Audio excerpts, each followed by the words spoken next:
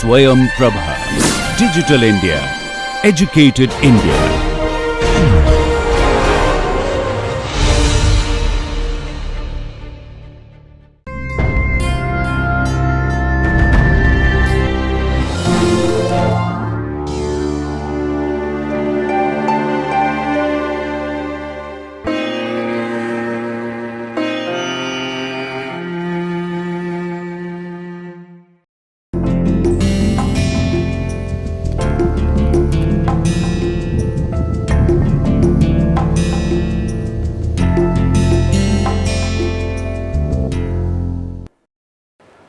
We are with the second topic. Here,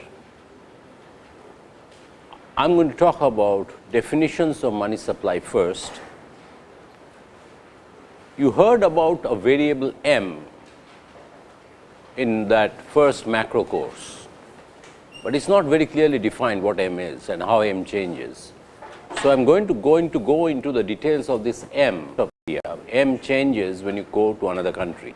Now, in any country, one thing is very common across all countries is that whatever be the definition of M, which is money supply, they all have a base which is called the monetary base or reserve money.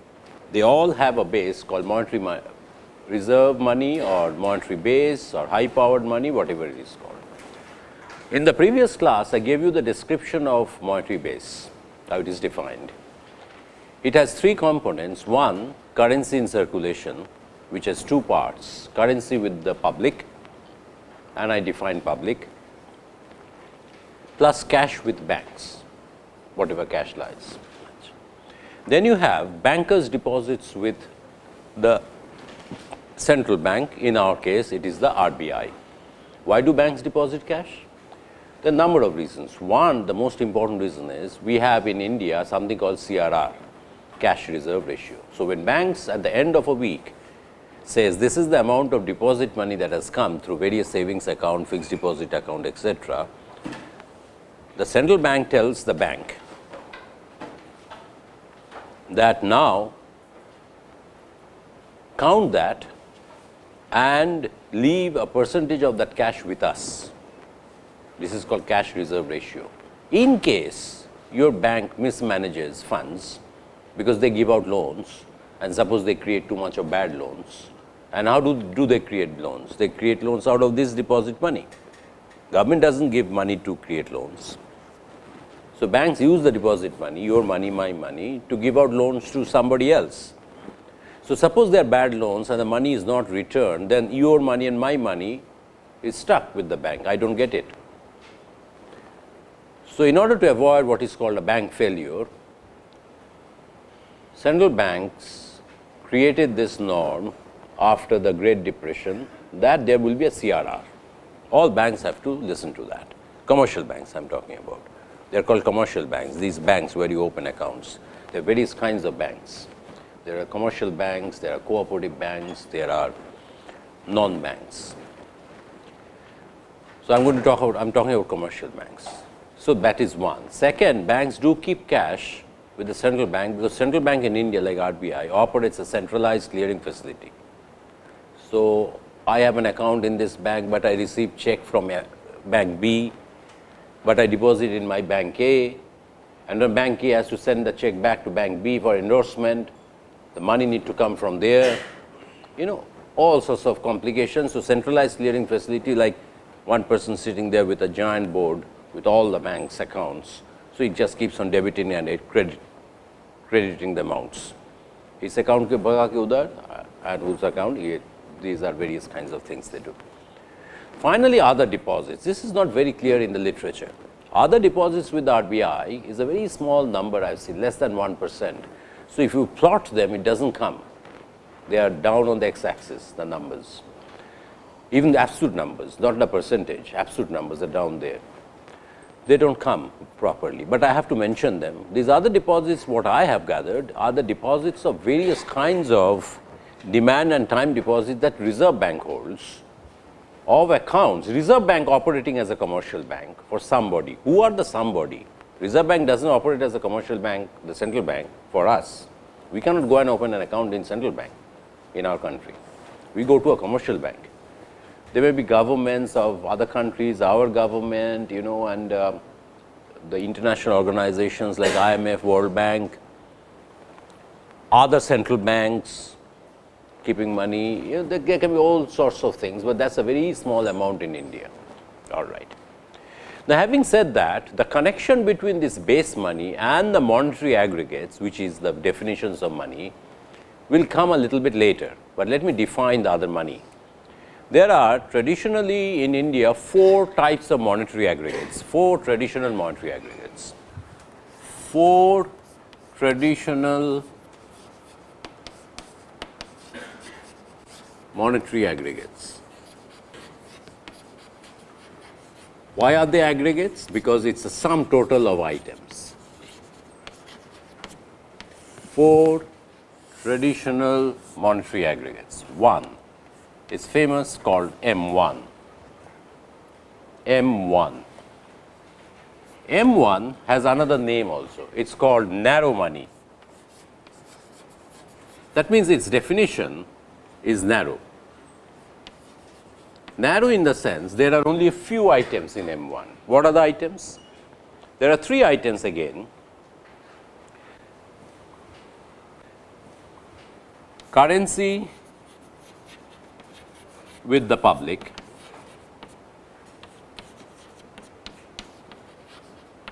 so it's not currency in circulation, currency with the public,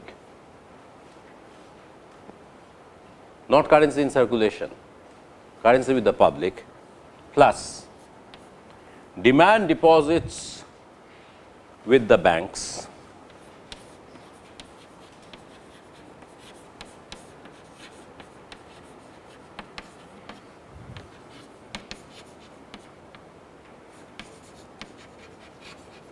demand deposits with banks are, as I told you, there are 2 types of deposits, conceptually speaking, demand and time. The example of demand deposits is that I demand my money any time and I get it, which is our savings accounts. And there is another demand deposit account which is very popular with these commercial banks in India, called current account. And time deposit accounts are the fixed deposit accounts. They are of various durations, 3-year fixed deposit, 5-year fixed deposit and all that. There is another type of fixed deposit account that I have seen are called recurring deposits, where the money is held with the bank for a long period, but you don't put that entire money initially into the fixed deposit. You keep on putting money every month, every year. It recurs and it piles up, accumulates, continuous kind of an investment. And finally, after 5 years or 4 years, you get the principal back with interest, recurring deposits. So, demand deposits with banks. Last item are the deposits with banks. Why? Because these are like the demand deposit and time deposits of, probably these are only demand deposits of the RBI, holding accounts of various institutions. So, it has the other deposits. Again, the number does not show even in M1. It's such a small percentage. Even narrow money में वो number आते नहीं है picture में. I've seen other deposits.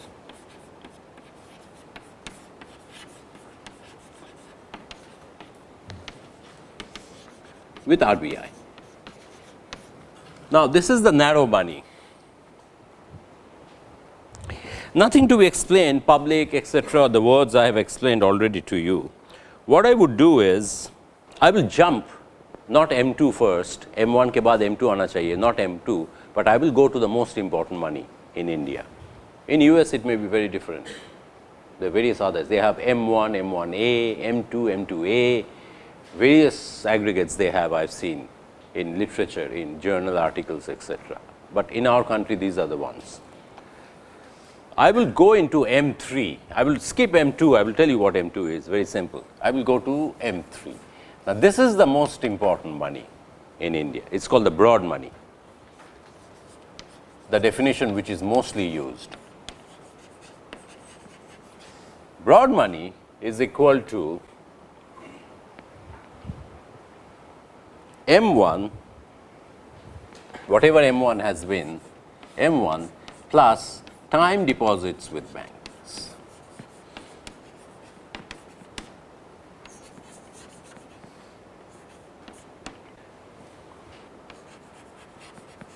time deposits with banks.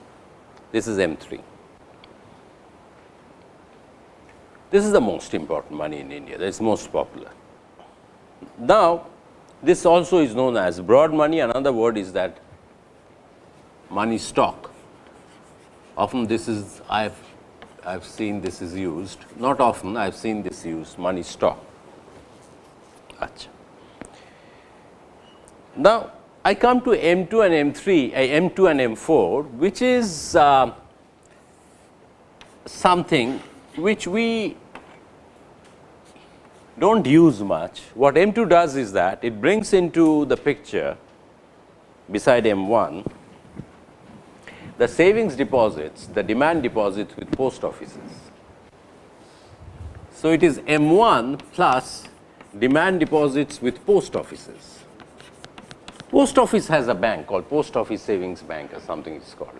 You can have a passbook, you can have a checkbook, you can deposit money, withdraw money. One of the oldest bank in some sense, because in rural India, if you go, there is often not a commercial bank branch. But when people do banking, they do with post offices. I've seen that many years. At IIT, this was all a village. And when I came to IIT, I had seen so many people having accounts there in post office here. So, this is demand deposits with Post Office Savings Bank, it's called Post Office Savings Bank or post offices. And the funny thing was, when I had an account and I started this kind of a course where this was a topic, financial system in India, one of the topics. And I went out collecting data, information, I went to the bank to know. I did not know much, because long time back as an undergraduate student, I may have learned something, you know, who knows when. So, now I have been asked to develop a course. So, I went to the bank, the post offices. Interesting thing was Post Office Savings Bank account interest rate was higher than the commercial bank interest rate. But people still go to commercial bank because the service quality is better probably.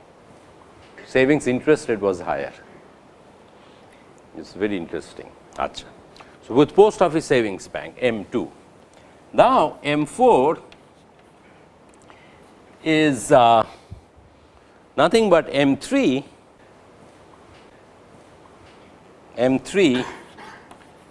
plus total deposits with post offices, with Post Office Savings Bank.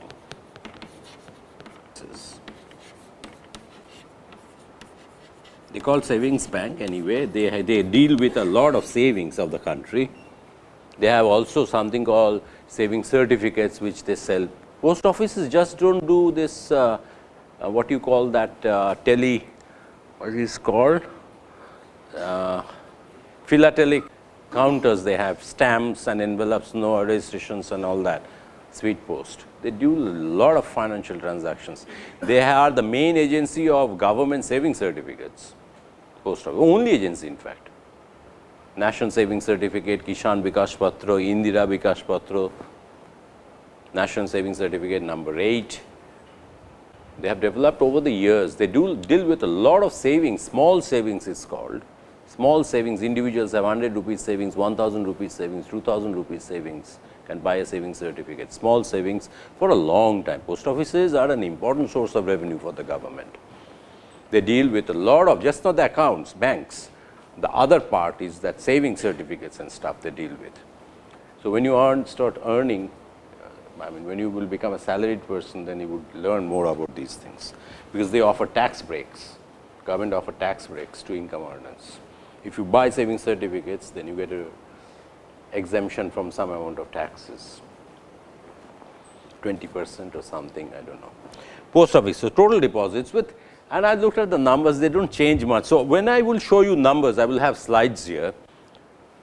You would know how the variables are behaving over time, maybe 10-year period, 20-year period slides, some of them, some cases. What you will notice is that I don't have data on M2, M4. If you want the source, I can give you the source. They don't differ much. The post office amount compared to the bank amount is not very significant. So, the lines don't change much. But remember, this savings bank I am talking about, I am not talking about the saving certificates money here. Don't think Kishan Vikas Patto, NSC, etc. money is in here. It's only the bank part, banking part. A post office also has that other kind of savings activities. It's not there. Okay. So, broad money, narrow money, the definitions of M1, M2, M3. Good. Now, having said this, I have discovered that the late 90s, the reform started process, as you know from Indian economics course, around 91, 92. Late 90s, Reserve Bank under probably the chairmanship of the then governor, Dr. Y.V. Reddy, very active man he was, he is still active. Dr. Y.V. Reddy, they have a tradition of very interesting, they are like IITs in some sense, they have departments, Reserve Bank.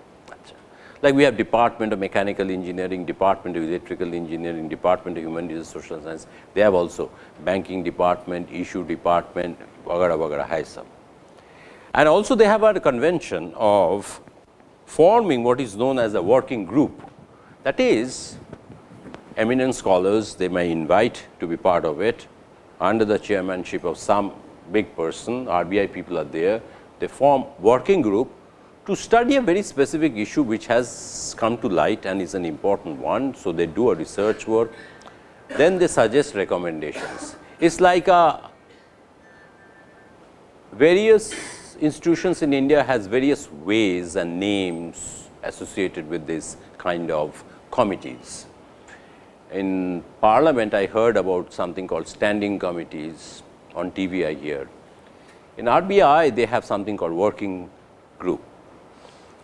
Now, there was a famous working group, it has come to be known as WGMS, and let me talk about that, what it did.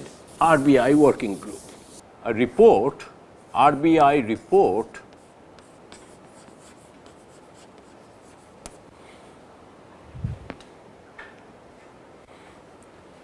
of the working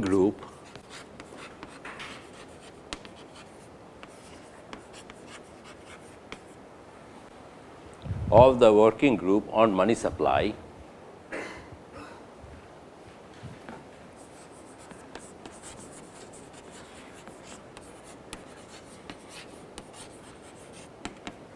and colon, then it says analytics and methodology of compilation. Analytics and methodology of compilation.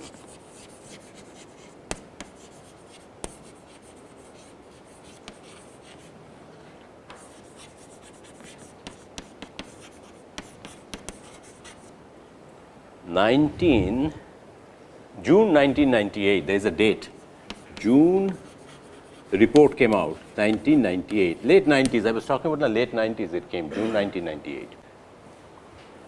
It went into, revisited the monetary aggregates that we use. Now, RBI has much more important duties than we have with respect to monetary aggregates. You know from the macro models, money supply is part of the demand function. So, often the demand function is controlled via money supply by the central bank to control prices, to improve the output of the economy. Monetary policies, which are known as monetary policies, is very rampant throughout the world. So, they have more business with monetary aggregates than we as scholars or academicians and students have to do. Just know the definition, but they actually have to check the numbers every time, like checking the pulse of the economy or pulse of a person who is not well, particularly when not well. How is the fever, how high is the fever, that kind of a thing. Now, this monetary policy issue that the central bank has in any country, and in India RBI has, led RBI to rethink about the definition of monetary aggregates. The traditional aggregates is very common, everybody knows. And the rethinking went along this line, this report says, and the chairman of this committee was Dr. Y.V. Reddy, ex-governor. I may still have a note, Y.V. Reddy's signature, you may have a note, because notes are not issued just after Y.V. Reddy left. Notes have been issuing since then, previous to that. Y.V. Reddy governor. पुराना note देखो, उनका signature मिलेगा. He was the governor's signature रहते हैं note में. तो ये they came up with three new monetary aggregates, and the reason is these aggregates they issued, the issue was one, residency, very important. Let me use a colored chalk. One of the issues they came up with in the new Indian economy after the reforms is that you have to distinguish between residency. ये असम में problem चल रहा है अभी residency लेकर, who is a resident, who is a non-resident, बहुत बड़ा problem चल रहा है असम में. Now this is monetary economics problem, residency. One of the issues that they were dealing with is residency. Is the money Indian or is the money a non-resident Indian's money, or a non-resident, it may be Indian settled abroad or a foreigner, white skinned foreigner or an African or a Southeast Asian. Residency. This is one of the issues there, but the character is changing. So they have to have new monetary aggregates. The traditional ones may not be good enough. And the non-residency component will be volatile also, which you know. It comes in, goes out, God knows when. The residency amount is within India, it remains. Not a lot of people leave India overnight. The money chala gaya bahar, ye hota nahi hai. But the non-resident component, if you study that, it will be quite volatile. They're coming through the stock market, they're coming through direct investment, they're coming through simple accounts. A student has gone abroad sending money home, they're settling there. Achha. Residency, that basically talks about the non-resident repatriable. Repatriable means which can be transferred between countries. I can repatriate money from India to England anytime. Non-resident repatriable foreign currency deposits, which are there. If you go to State Bank, you will see there are special accounts for non-resident Indians, which are not meant for India. Account names are like FCNR, foreign currency, non-resident Indian accounts. They carry a different interest rate. Often the money is there held in foreign currency, not Indian rupee either. They give the option, how would you like to open the account, sir? Will it be in dollar account, pound account, or Indian rupee account? Various interesting things have happened with the banks. So the money character, monetary aggregate characters are changing. It's just not Indians' money there in banks. The foreign money there, and foreign banks are also here. Okay.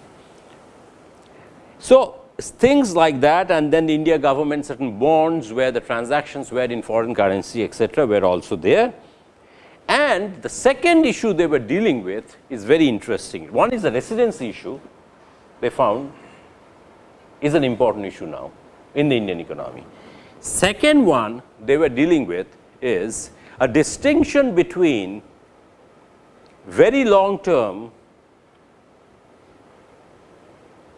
and relatively shorter term time deposits.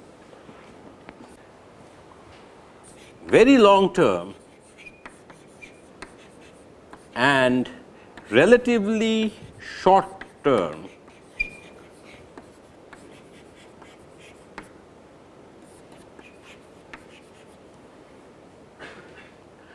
time deposits.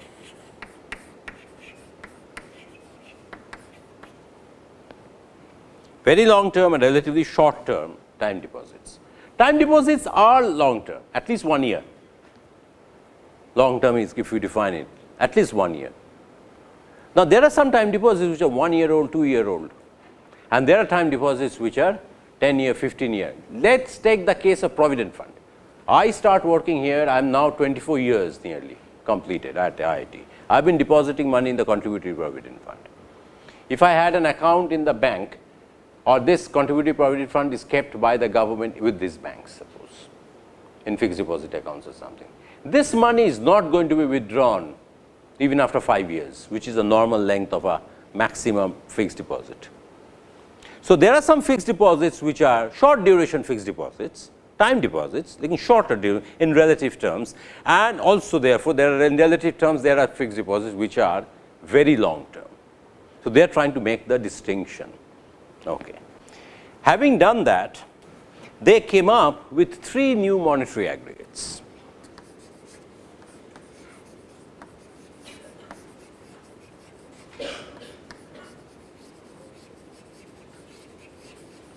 3 new monetary aggregates.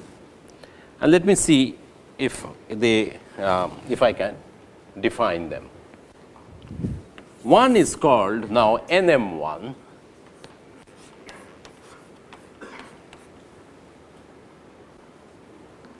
which contains currency with the public, which is within India, whoever holds it, currency with public,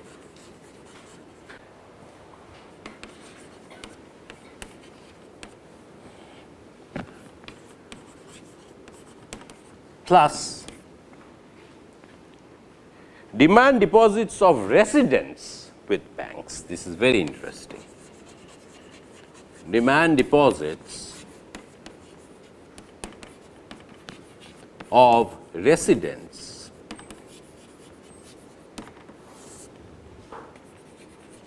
with banks, not the non-resident money. That's why they are segregated accounts also. And this is done with RBI's permission and instruction also. Sometimes RBI instructs, sometimes if you want to do something, you take a permission from RBI. Because that's the central regulatory authority of all banks. In fact, non-banks are also coming under RBI these days. Non-banks are also coming under RBI. And then plus other deposits. Other deposits are other deposits with RBI. Now, I looked at the number NM1 and M1, how much of a difference? Statistically not significant. So, I won't show you the data, hardly any difference. But if you want to know, I will give you a link and you can open RBI bulletin and it's right in front of you every year. My year data is there, M1, you can check the NM1 data. Then they came up with NM2, another one, NM2. And you wonder, sir, NM2 should be similar to that post office part should come in, but post office mein non-resident Indian kaun rupiya rakh? Not interested. So NM2 will be very different from M2. NM2 is NM1 plus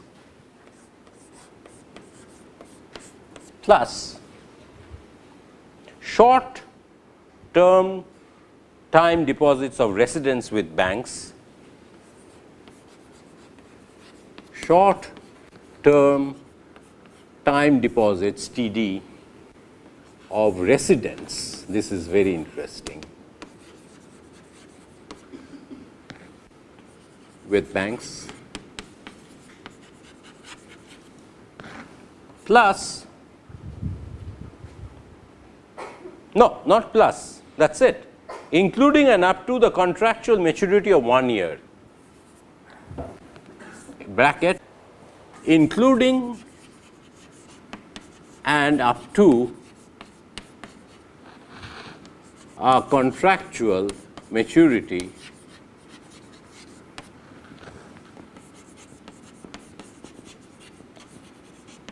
of 1 year. इतना छोटा छोटा time deposit भी है, सुना नहीं कभी मैंने, very short term. Then comes NM3, and you would think, sir, NM3 should be or parallel to M3, the broad money. Let's see what NM3 was.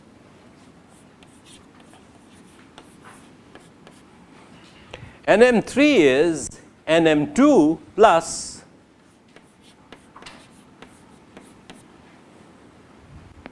long-term time deposits of residents with banks,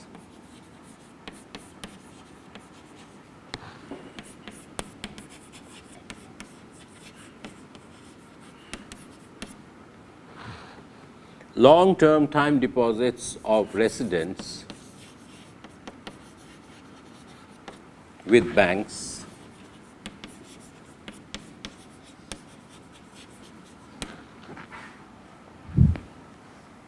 plus, which I don't understand, call / term funding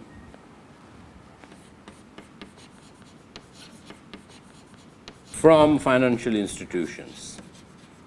Now, slowly you will see I am losing out on certain definitions.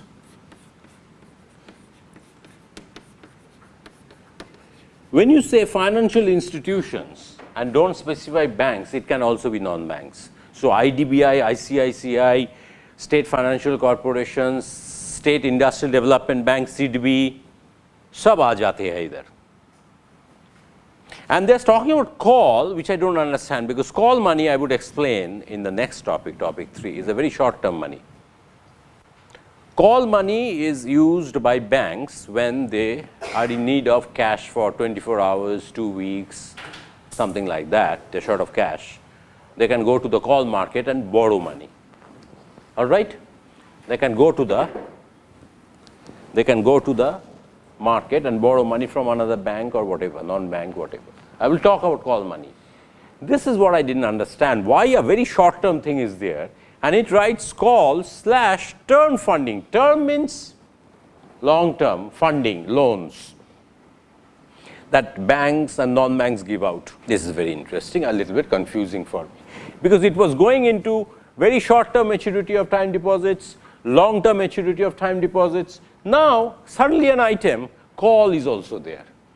Call/term funding from financial institutions. For whatever reason, RBI thought this is something which is important for them for various policy issues they are concerned with. So the straightforward M1, M2, M3, M4 were not sufficient. So they had to go into these new monetary definitions, NM1 and NM2. NM3 number is quite different than M3. I've seen that. If I find time, I will collect some data for 10-year period or something and send them to you. NM3 is different from M3. They are. NM1 and M1 they are not. NM2 is not much of a difference. NM3 थोड़ा अलग number है. Because you're talking about the bank finance also now. The money they give out, funding. All right. Now, I'm not going to go into the details because I got into trouble whenever I went into. This committee also came up, which they did not call monetary aggregates, but they came up with some variable which they called liquidity aggregates. And when they came up with the liquidity aggregates, another set of 3 liquidity aggregates, L1, L2, L3, I'm not going to go into the details of this. When they came up with these liquidity aggregates, what I found is that the post office came into the picture, non-banks came into the pictures, something called certificates of deposit which came into the picture. So they have reasons which is not very clear to me. I didn't read the report why these items were included. I did not complicate the picture here. So far, it has been straightforward, easy to understand and learn. Liquidity aggregates, I'm not going to get into the picture. You may not come across many very important things in life right now where you would be required to use liquidity aggregates in your study or whatever. That's much more complex. They didn't call that monetary aggregates, they call that liquidity aggregates. And they have various money market things included there. And I will teach you about those money market things. That's my responsibility. But I don't want to bring the liquidity aggregate because most of the things you haven't heard, you don't know, and you would just stare at the definitions. The monetary aggregate definitions are at least intuitive. You know fixed deposits, you know savings accounts, and things like that, currency is easy to understand. But liquidity aggregates items are very complex. And they will be money market, which is in topic 3. So after topic 3, if you feel like, then I can try to give you a definition of liquidity aggregates. All right? Any question? Any question? I'm going through a very important part of the course. Now, I would start developing a concept which is introduced in macroeconomics. And this concept in macroeconomics comes up particularly in the context of the classical macro model, where you have the quantity theory equation, which you write MV is equal to PT or something, PY, quantity theory equation. And you come across a term called V. MV is equal to PY. M is some definition of money supply, maybe M1 or M3 or something. V is called velocity of money. is equal to Py. P is price, average price in India say, and Y is the total output. So what you say is that the money supply into velocity of money is equal to nominal income. This is what you say in quantity theory. And this velocity is a concept which is classical, not Keynesian. All right. But the development of that concept is very interesting. It started at two continents separately, but more or less at the same time. Very interesting. The velocity developed because of some reasons in North America, in US, and the concept of velocity was also developing in England around the same time, beginning of the 20th century. In the classical, this is part of classical macroeconomics. So what I would do, I would have something here, although you heard of velocity of money, I would have something here which will now take you back to your classical macroeconomic theory that you have learned. I need that for some reason. So I will have a section now, a discussion on velocity of money. So I would talk about velocity of money.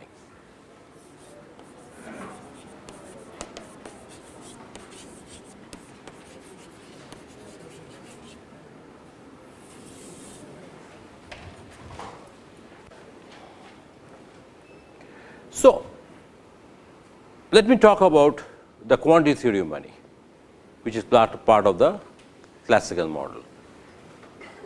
Quantity theory of money was developed, this velocity notion, by one particular economist who also had that nominal interest rate and real interest rate definition given, famous, Irving Fisher.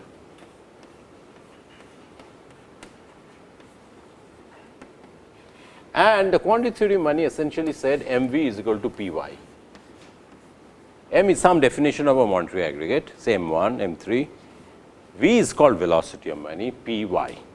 P is price, say CPI, GDP deflator, wholesale price index value or whatever, and Y is output, real GDP or something like that.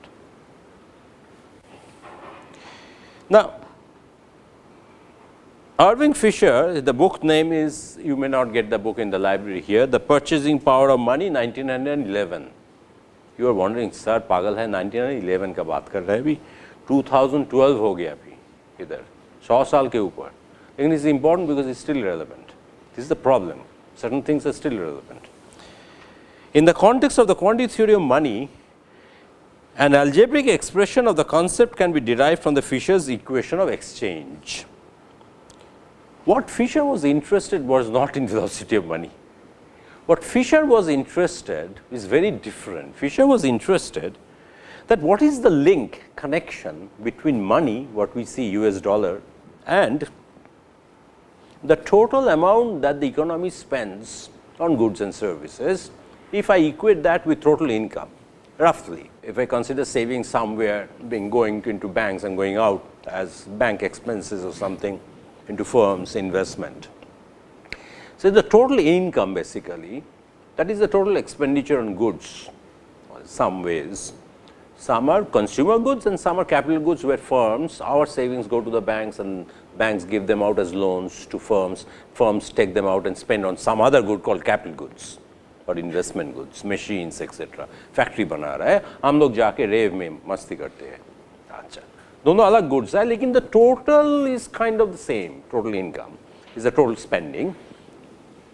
What's the link he was looking for? Because he can see whatever data he has that the money is a small component of the total spending in the country in any year. आप क्या सोचते हैं? Money है तो spend कर रहा हूँ. My money is equal to my spending maximum. जो मेरे पास है वही तो maximum मैं spend कर सकता हूँ. You can go into borrowing. Forget about borrowing now. I borrow from you, I borrow from her or whatever. He was deeply interested in, this is the origin of economics in some sense. These are the stalwarts. Basic fundamental question he was asking. Now it is everybody we know this. There was no concept of velocity. So he was looking into Py and M and he can see that M is less than Py. कैसे हो रहा है? एक देश में M is less than Py, the total money they are spending. How is it? भगवान आके कुछ कर देते रात में. Then he landed upon this concept of velocity. He says money, if you take the cash, it just doesn't used only once. I buy goods and give it to you, to your canteen manager. Suppose I go and have a cup of tea after class today and I give it to your canteen manager. Udhar wo khatam nahi ho jata hai. Canteen manager doesn't go and burn it. Canteen manager in the evening takes it to the sabji wala, buys sabji for his wife, otherwise his wife would not allow him to enter house probably. So he is under compulsion to go to the sabji wala, buy the sabji, and he takes out the same 20 note which I gave him in the afternoon. So a currency travels, and this is what came to be known as velocity. And you can calculate average velocity simply by taking the total GNP value or GDP value at current prices and the total money supply from RBI side, and you divide one by the other, you know what the velocity number is, average velocity in India.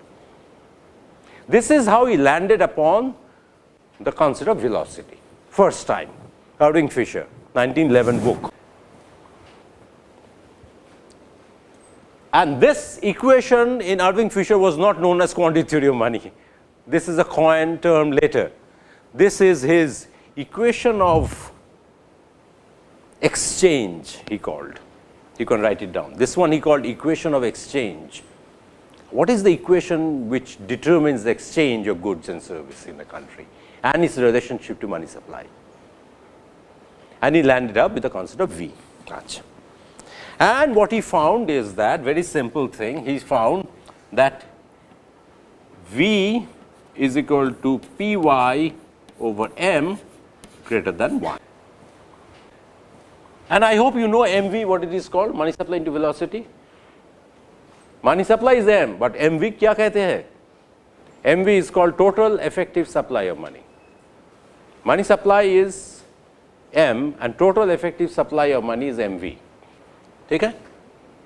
Clear? Okay. So he got a relationship called total effective supply of money is equal to total nominal income, not money supply is equal to total nominal income. And this came to be known as quantity theory, became a cornerstone of the classical model, which I need not talk about in this course because this is not a macro theory course. Now I need more discussion on V. I don't stop. He didn't stop here, he discovered V, then he went on telling how V would change and behave in an economy. Fantastic stuff. This is, I am going beyond your macro theory now. You heard of V.